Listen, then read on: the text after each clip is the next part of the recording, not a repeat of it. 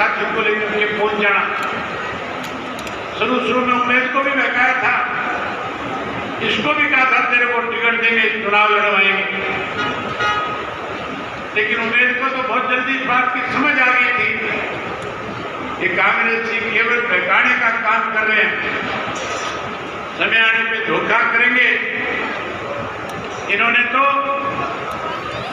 जब कांग्रेस को अलविदा किया, वही जहां से अपनी राजनीति शुरुआत की थी, चौधरी देवीलाल जी की नीतियों में फिर विश्वास व्यक्त करके आपकी सेवा में लग गए।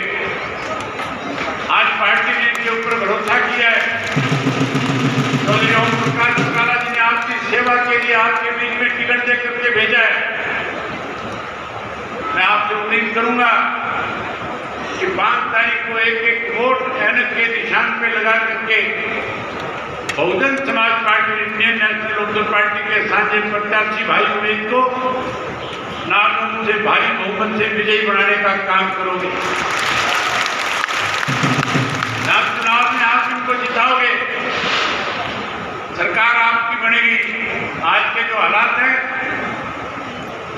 उस हालात के मुताबिक भाजपा तो सत्ता से बाहर हो ही जाएगी, कांग्रेस भी बहुमत में नहीं आएगी, कांग्रेस में बहुत बड़ा विवाद खड़ा हो जाएगा।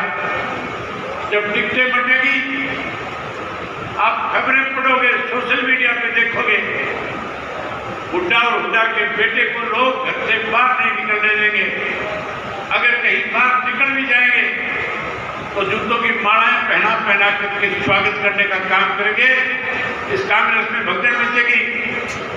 कांग्रेस की 40 पार नहीं कर पाएगी, 30 से नीचे रह जाएगी। इंडियन नेशनल लोकदल पार्टी और बहुजन समाज पार्टी मिलकर के 20 से ज्यादा सीट जीतेगी। अगर 20 से ज्यादा सीट जीतेगी तो फिर साथियों,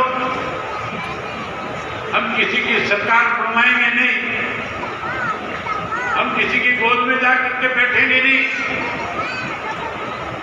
हम स्वार्थ नहीं करेंगे, हम अपनी सरकार बनाएंगे, आपकी सरकार बना करके देने का काम करेंगे। जब आपकी सरकार बनेगी, उम्मीद को जब आप ध्यान से ज्यादा वोटों से जिता करके भेजोगे तो फिर आप निश्चित हो जाना मेरी जिम्मेवारी होगी। मैं इसको इतनी बड़ी जिम्मेवारी देकर के आपके बीच में भेजूंगा कि आपका कोई काम किसी भी तरह का होगा रुकने नहीं देगा। आज सारी पार्टियों के लोग तरह तरह के लुभावने वायदे करते हैं। आज लोगों के बीच में अखबारों में बड़े पोस्ट देकर के कहते हैं कांग्रेस के लोग कि हमारी सरकार बनी तो पेंशन बढ़ा करके 6,000 कर देंगे। कांग्रेस की तरफ से वायदा किया जाता है 100 गज के प्लाट दे देंगे। कांग्रेसियों की तरफ से वायदा किया जाता है ओल्ड पेंशन स्कीम लागू कर देंगे। अनेक इस तरह के वायदे कर रहे हैं। ये भी कह रहा हुड्डा गैस का सिलेंडर 500 का कर दूंगा। हुड्डा ये भी कहता है बिजली सस्ती कर देंगे, 300 यूनिट माफ कर देंगे। भारतीय जनता पार्टी के लोगों ने तो उनसे भी आगे बढ़कर के वायदे करने शुरू कर दिए।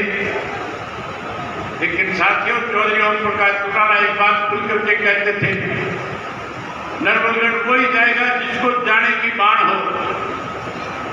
अगर वायदे किसी ने आज तक पूरे इस प्रदेश में किए तो उस शख्स का नाम चौधरी देवीलाल था। आप याद करो, जिनके अंदर समस्त हरियाणा सम्मेलन था, लाखों की संख्या में लोग आए हुए थे और चौधरी देवीलाल ने सन 1987 के चुनाव से पहले लोगों के बीच में वायदा किया था और कहा था कि अगर आपने मुझे सेवा करने का मौका दे दिया तो बुढ़ों मर बच जाना 100 रुपए पेंशन करने का काम करूंगा। लोगों से वायदा किया चौधरी देवीलाल ने कि 10-10 हजार के तुम्हारे कर्जे माफ करूंगा। गरीब का, मजदूर का, छोटे दुकानदार का, किसान का कर्जा माफ करेंगे। गरीब आदमी से वायदा किया था तेरी बेटी की शादी में दिक्कत ना आए, 5100 रुपए कन्यादान के रूप में भी दूंगा। चौधरी बंसीलाल मुख्यमंत्री था, कह रहा था देवीलाल बहका रहा है, झूठ बोल रहा है, सरकारी खजाने से पैसा दिया नहीं जा सकता। चौधरी देवीलाल ने कहा कि मैं कानून बना दूंगा। आप लोगों ने 87 में सरकार बनाई। चौधरी देवीलाल ने कैबिनेट की पहली बैठक में अपने चीफ सेक्रेटरी को आदेश दे दिया कि जाओ कागज के ऊपर लिख करके जाओ सरकार की तरफ से हर बुजुर्ग को 100 रुपया माहवार पेंशन दी जाएगी। नीचे लिख करके जाओ 10-10 हजार के कर्जे माफ किए जाएंगे और उसके नीचे लिखो 51 रुपये कन्यादान के दिए जाएंगे। ये तीनों बातें जब लिख करके कैबिनेट में लाई गई, कैबिनेट से पास करा करके चौधरी देवीलाल ने नीचे दस्तखत कर दिया देवीलाल। उसी दिन से कानून बन गया, पेंशन बन गई। ये जो उल्टा वायदे कर रहा है, पहली बात तो आपके कानून में आएगा नहीं। अगर आ जाए तो कांग्रेसियों से पूछना 10 साल तुम्हारा राज रहा था, किसने रोका था पेंशन बढ़ाने से? तब पेंशन क्यों नहीं बढ़ाई? तब गरीब को 100 गज के प्लाट क्यों नहीं दिए? वायदे अगर पूरे किए तो चौधरी देवीलाल ने किए। हरियाणा प्रदेश के अंदर अगर पढ़े लिखे नौजवान को रोजगार मिला, अगर विकास हुआ, अगर सड़कें बनी, स्कूल बना, वाटर वर्क बने, नहरें बनी, तो चौधरी ओम प्रकाश चौटाला ने सरकार आपके द्वार लगा करके गांव-गांव में जहां विकास कराया, वहां किसान की फसल का एक-एक दाना भी सरकार की तरफ से खरीदने का काम किया। अब अगर फिर सरकार बनाओगे तो मैं आपसे भरी सभा में वायदा करके जाता हूं। मैंने बहुत नजदीक से हरियाणा के लोगों को दिक्कत और कठिनाई से गुजरते देखा है। एक-एक बात जब लोगों के बीच में गया था, नोट करके गया था। हम दोनों पार्टियों के बीच में बैठ करके जब समझौता हुआ, मैंने खुल करके बहन मायावती जी के सामने कहा था कि हमें मैनिफेस्टो भी साझा देना चाहिए। लोगों के अंदर एक विश्वास पैदा हो कि हमारी सरकार बनने के बाद लोगों को क्या क्या सुविधाएं प्रदान की जाएंगी। और हमने बैठ करके 2 ऐसे वायदे आपके बीच में किए जिससे हर आदमी को कोई ना कोई सुविधा मिलने का काम होगा। आज बहुत सी दिक्कत कठिनाइयों के दौर से गुजर रहे हो। जब सरकार बना लोगे तो आपसे वायदा करता हूं, वायदा करने से पहले आपसे एक बात पूछना चाहता हूं। जो वायदे मैं आपके बीच में करके जाऊंगा, क्या आप लोगों को इस बात का मेरे पे भरोसा और विश्वास है कि मैं आपसे कही बात को पूरा करने का काम करूंगा? उम्मीद है आपको मेरे से इस बात की कि मैं आपके वायदे पूरे कर दूंगा। अगर उम्मीद है तो बोल के बताओ। उम्मीद है। तो साथियों, आपको अगर भरोसा है तो मैं आपके भरोसे को कभी टूटने नहीं दूंगा। जो बात आपके बीच में कह करके जाऊंगा, हर हालत के अंदर आपसे किए हुए वायदे को सरकार बनने के बाद पूरा करने का काम करूंगा। सबसे पहला वायदा है, चौधरी देवीलाल ने पेंशन 100 रुपया 35 साल पहले बनाई थी।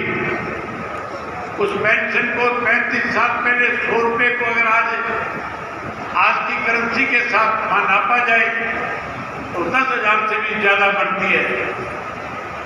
हम उस 100 रुपये वाली पेंशन को बढ़ा करके 7500 रुपये बुजुर्ग का मान सम्मान करने का काम करेंगे। जहां 7500 रुपया पेंशन देंगे, सरकारी कर्मचारी 58 साल की उम्र में रिटायर हो जाता है। अगर सरकारी कर्मचारी 58 साल की उम्र में रिटायर होता है तो फिर बुजुर्ग की उम्र 60 वर्ष की, उसको भी 58 साल की उम्र में पेंशन दी जाएगी। वहीं उसके साथ साथ आज बेरोजगारी चरम सीमा पे है। मैं जब गांव में गया, मैंने देखा कि हर गांव से नौजवान जो है अपनी जमीन बेच करके विदेशों की तरफ पलायन कर रहा था। कई तो गांव के गांव खाली हो गए। मैंने पूछा गांव के लोगों से, नौजवान बच्चे कहाँ हैं तुम्हारे? आगे से जवाब आ रहा था, रोजगार मिल नहीं रहा, बेरोजगार हो गए। जमीनें बेच करके विदेश भाग के चले गए। हम अपने पढ़े लिखे नौजवान बच्चों के लिए रोजगार के साधन उपलब्ध कराएंगे। हर घर के अंदर एक पढ़े लिखे नौजवान को, चाहे बेटा है बेटी है, हम उसको रोजगार देंगे, नौकरी देंगे। तो 2 लाख नौकरियां आज भी प्रदेश के अंदर खाली पद पड़े हैं। पहले 6 महीने में वो खाली पद जो है 2 लाख के भरने का काम करेंगे। वहीं उसके साथ साथ जो कोई बेरोजगार रह जाएगा उसे मायूस नहीं होने देंगे। उस बच्चे को 21,000 रुपया बेरोजगारी भत्ता दे करके उसका मान सम्मान बढ़ाने का काम करेंगे। वहीं उसके साथ साथ ये मेरी माताएं बहनें बैठी है, मोदी उनसे कहता था गैस का सिलेंडर मुफ्त में दूंगा। सिलेंडर मुफ्त मिलता है, पैसे लगते हैं। आपसे पूछ रहा हूं, मुफ्त में आता है, पैसे लगते हैं। गैस के सिलेंडर के पैसे लगते हैं, महंगा हो गया। चौधरी ओम प्रकाश चौटाला के राज में 250 रुपये में गैस का सिलेंडर मिला करता था। घर घर गैस के सिलेंडर ला करके बांट दिए जाते थे। आपको अगर भरोसा है, आपकी संख्या 50-20 है, आप अगर फैसला कर लोगी हमने सरकार बीएसपी की इंडियन नेशनल लोकदल की बनानी है, आप अगर ये फैसला कर लोगे उम्मीद को जिताना है, तो फिर कोई रोक नहीं सकता। इसकी जीत के आगे कोई आड़े नहीं आ सकता। आप जब इसको बनाओगे सरकार बन जाएगी। तो सरकार बनने के बाद महीने की पहली तारीख को गैस का सिलेंडर सरकार की तरफ से आपके घर में मुफ्त में देने का काम करेंगे। जहां गैस का सिलेंडर मुफ्त दूंगा, वही 1100 रुपये हर गृहिणी के खाते में, उसकी रसोई बढ़िया चले उसके लिए भी सरकार की तरफ से आपके खाते में आया करेगा। वहीं उसके साथ साथ पीने के स्वच्छ पानी का प्रबंध करेंगे। आज बिजली के बिल ज्यादा आते हैं, आज लोग परेशान हैं, बिल भर नहीं सकते, कई हजार रुपए बिजली के बिलों के भुगतान करने पड़ते हैं। आप सरकार बनाओ, मैं आपको बिजली के बिल से मुक्त कराने का काम करूंगा, बिजली मुफ्त देने का काम करेंगे। मुझे किसी ने पत्रकार ने पूछ लिया था, आपको ये बात इसलिए बता रहा हूं कि आप भी जब इस बात का जिक्र किसी के सामने करोगे कि बिजली मुफ्त कैसे मिलेगी, तो आप दावे के साथ ये कह सकते हो कि हमारी सरकार बनने के बाद बिजली मुफ्त में मिलेगी। बिजली मुफ्त में इस तरह से मिलेगी, मेरा अपना बिजली का बिल 2 लाख रुपए से ज्यादा आता था। मैं बड़ा दिक्कत में था, परेशान था कि 2-2 लाख रुपए बिजली के बिल के कैसे भरे जाएंगे। मैंने किसी से पूछा कि ये बिल कम कैसे हो सकता है। उन्होंने कहा जी आजकल सोलर का टाइम है, जमाना है, आप सोलर की प्लेट लगवाओ, उससे बिजली का बिल जहां कम होगा, वहीं उसके साथ साथ आप सरकार के पास बिजली की सप्लाई करके उससे पैसा भी लेना शुरू कर दोगे। मैंने कहा ये तो महंगा है। कहने लगे 80% सब्सिडी है। मैंने उसी दिन एक जर्मन की कंपनी थी, सरसा के लोग चला रहे थे, उनकी जिम्मेवारी लगाई कि आप मेरे घर पे लगा दो। उन्होंने जाकर के सोलर का प्लांट लगा दिया।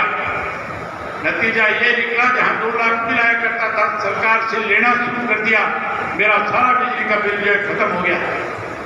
हमारी सरकार बनने के बाद हर घर के ऊपर सरकार की तरफ से बिना एक पैसा आपका खर्च किए सोलर की प्लेट लगाएंगे, जिससे बिजली का बिल खत्म हो जाएगा, मीटर रहेगा नहीं। वहीं उसके साथ साथ अच्छी शिक्षा का प्रबंध करेंगे और स्वास्थ्य में हर व्यक्ति का मुफ्त में इलाज होगा, कोई पैसा